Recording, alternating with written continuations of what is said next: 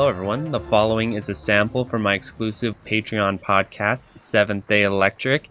If you want to hear the full episode and all the past episodes, please join the Patreon. The podcast is available at the $2 tier. Thanks. So let's begin with the strengths for why I think you could consider Garegga the greatest shmup ever made. The arguments for it.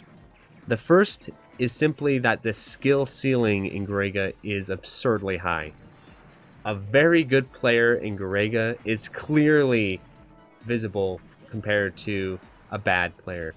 The skills, just watch. I'll put some footage of this when I do the little clip or whatever, but just watch footage of high level Garegga players, and they are so optimized with their movements. And the thing about Garegga that's really interesting is I feel like it's more of a sandbox style shmup compared to a cave game, where I feel like, this is just my impression, but when I feel like cave designs levels, they route out what you can do. There's sort of an, especially Dononpachi with the bees and everything, I think cave for the most part does try and make it possible for you to maximize as much as possible, and sort of, it's a very deliberate style of stage design, right? I think that's very clear. Cave is very deliberate, skillful, expert. We're going to line the pins up just so that if you hit them at this angle with the ball, you'll hit them all, right? Like this, that's kind of Cave's approach to it. I feel like Garegga is much more of a sandbox style shmup, where they just put things and ways to interact with all these different things in the stages, and then they just kind of say, okay, you figure it out. And I think that's one reason why Garegga is relatively broken compared to other shmups of its caliber as far as how scoring works, is because I think the idea behind it is we're going to give you all these different tools, like all the different ways you can use your options, all the different ways you can use your bomb to score, all these different items and all these different destroyable parts in the stages, and you can make your own route. And you figure that out, and all these hidden things. And so that's one thing about Garegga that's very interesting, is I feel it is much more open-ended than a lot of other shmups. And I think it rewards creativity as far as figuring out how to manipulate its scoring system, how to manipulate its rank system, how to manipulate it. Whereas Dononpachi, it's not really about being creative. I mean, there's creativity matters when you're coming up with better routes and stuff like that, but it's much more straightforward of, can you execute this, basically. Whereas in Garegga, I think there's a huge execution part, but there's also a lot of creativity because there's so many factors going on of what you can control, what you can't control, how every single thing you do in the game influences other aspects of the game. I feel like for people who've been wanting an RPG sort of open world shmup, play Garegga. That's as close as you're gonna get, I think, because it has a lot of open-ended aspects to what you can do, and there's so many choices in the game. There's a lot of choices, not only with all the different ships, but all the different speeds of the ships. And then you can choose, oh, I want one option, oh, I want to use two options, maybe I'll use three options in this section. And then you can choose your auto fire rate. Like, okay, well, I'll bump up my auto fire rate. And then you can also choose when you're bombing, when you're not bombing. It's just a lot going on. When to shoot, when not to shoot, all that stuff. There's just a lot going on as far as routing and figuring the game out that makes it extremely deep skill-wise. And another aspect of Garegga that's very interesting is I feel like the game is not necessarily designed to be clearable at high ranks. I don't know. I'm sure you can do it. I'm sure you can. But I don't think that was the intention. I feel like rank is much more clearly a punishing aspect to the game compared to maybe something like DOJ, where rank punishes you, but not quite in the same way that Garegga rank punishes you, right? And so I think that's also another aspect of the risk reward of playing Garegga is, okay, I'm going to, at many points in the game, for instance, you can just bump up your auto fire rate. You can do all these different things. You can collect more items. You can do different milking strats and stuff like that. But everything you do for score typically incurs more punishment on your rank. And so Then you need to reroute to adjust to that. And then also you don't want to get too high of a score because you need to kill yourself before your lives get too high, because that influences how much your rank decreases. There is just a lot going on there. And what's funny is that for people who understand how Garegga works and stuff like that, well, okay, I'll save this point for a moment because I have a whole larger point about that. So that's the first point I want to make, is that as far as talking about why you could consider Garegga the greatest shmup, the skill ceiling in the game is absurd. So there's that. I feel like, and I'm sure if you talk to Kamui about this, she would say the same, but I feel like the game's almost endless as far as how far you can push these scores based on your skill. I do know that there's some broken stuff in the game, like that's just straight up broken, so ignoring that sort of thing. So then there's the second reason why I think Garegga could be considered the greatest shmup ever made, and that is the variety of the gameplay on offer. I've kind of touched on this a little bit before, but Garegga has an absurd amount of variety as far as how you can play this game and how it can feel at times, right? Especially when you start to change different ranks and things like that. So of course there's all the different ships. That's a lot of variety, just using all like 8 different ship types, and then the subtypes of the ships that include their speed and their hitboxes. That would be pretty crazy if you could do that in cave games. So there's that.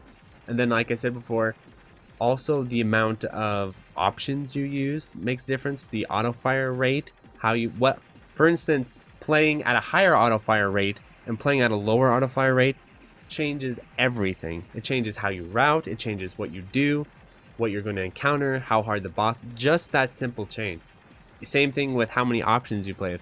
Let's say, like old school me, before I knew what I was doing, I just played with 4 options the entire game and jacked my rank up really high.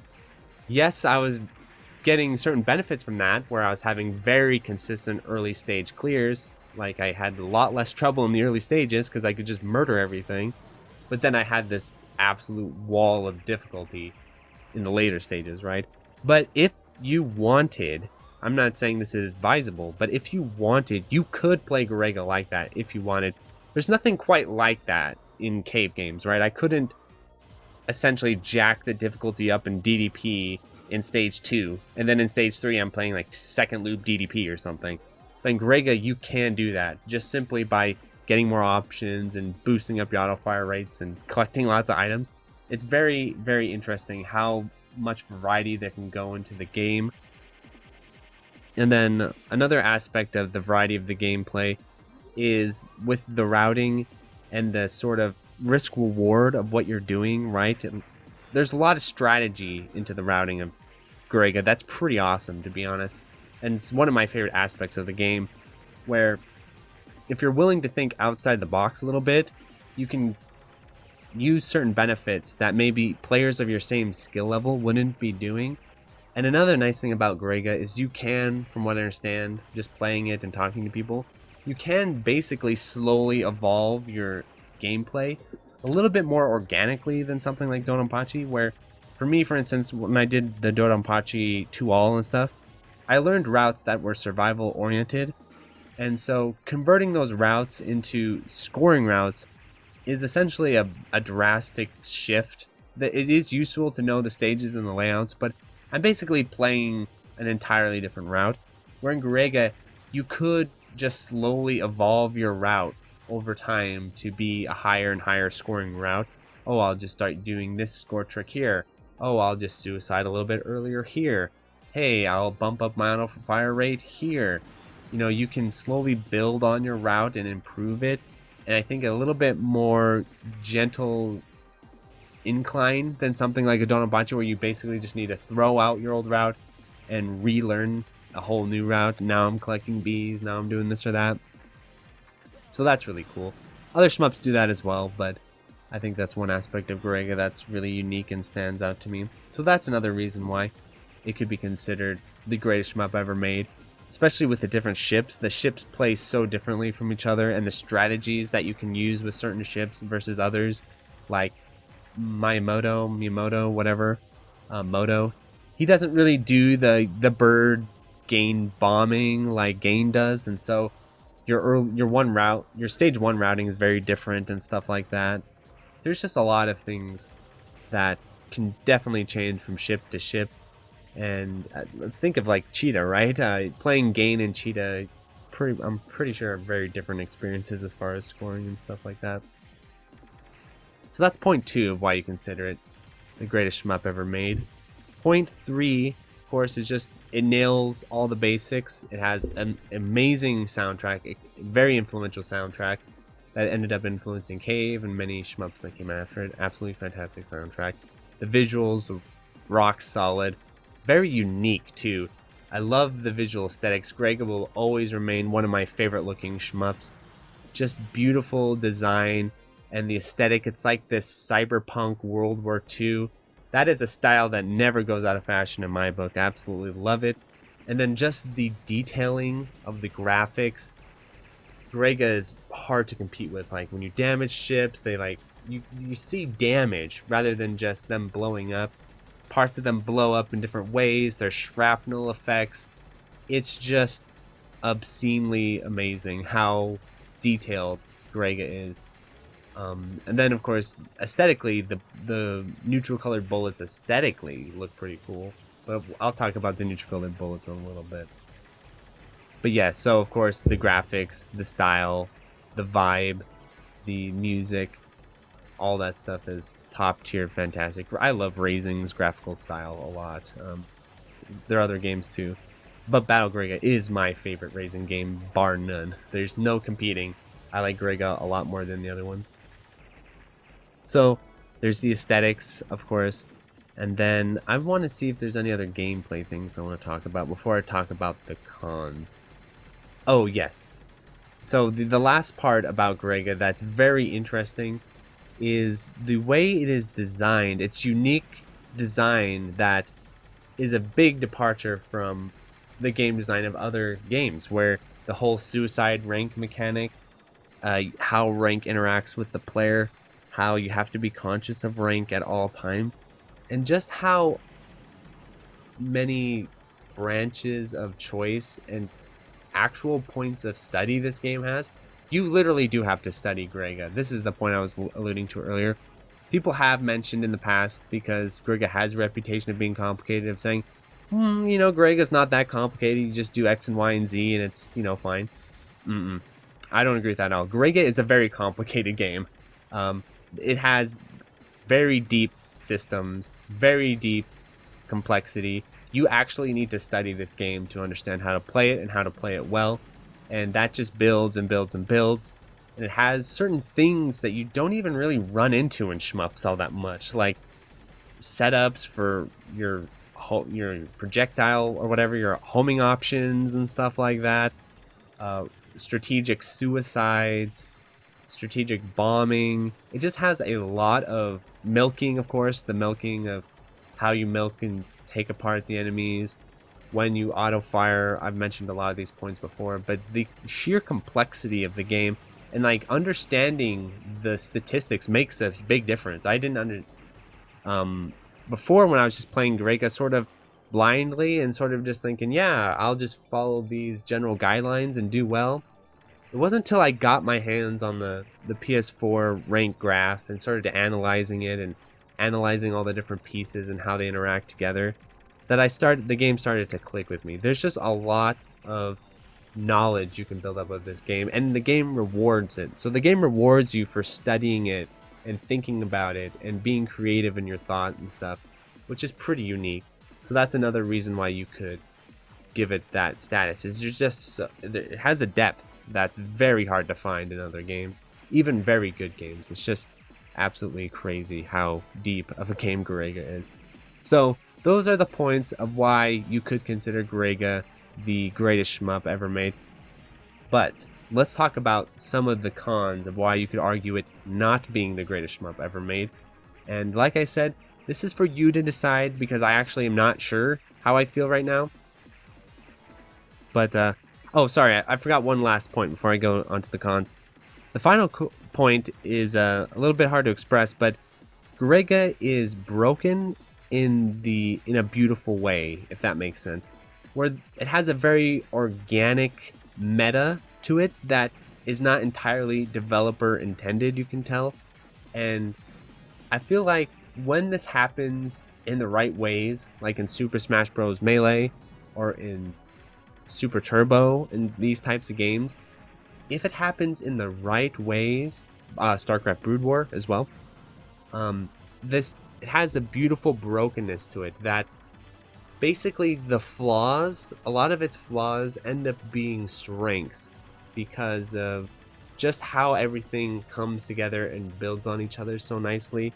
And so a lot of things that are basically kind of broken about Garegga, like the boss milking and all these different things, can also they also push up the skill ceiling of the game. They don't destroy the skill ceiling. They actually push it up, kind of like in speedrunning, like Super Metroid's kind of like that, or Mario 64, those types of things, with the backwards long jumps and stuff. It has those broken elements, but they're just right. They don't break the game, they actually improve it. That's something that only, I think, happens through grace rather than pure developer intention, but I think it does have that going for it as well. It's broken in just the right ways, and that's always kind of cool too, because it gives the players a little bit more authority over the game than if it was all just developer intended. We follow the developers rules, we do exactly what the devs wanted us to do. It does kind of feel cool when the players are able to push the game way further beyond what the developers had expected or intended. And this is why, another reason why I would kind of give Dodonpachi this aspect as well, as Dodonpachi has some broken things like Licho, but in a way they actually sort of service the game in some ways and improve it in a way that if it was developer intended it wouldn't be quite the same. So yeah, there's that point as well. As Garegga is, its flaws end up being strengths in many cases. But let's talk about the flaws that I think could arguably not be strengths. So let's get the first one, the obvious one, out of the way, which is the bullet coloring. So I know I talked about in my YouTube video how much I appreciate aesthetics. So yes, I do appreciate the aesthetics of these bullets. I really do. I think they do look cool and everything. The problem is that I also have difficulties with visual acuity. I've talked about this a little bit on Discord and stuff like that.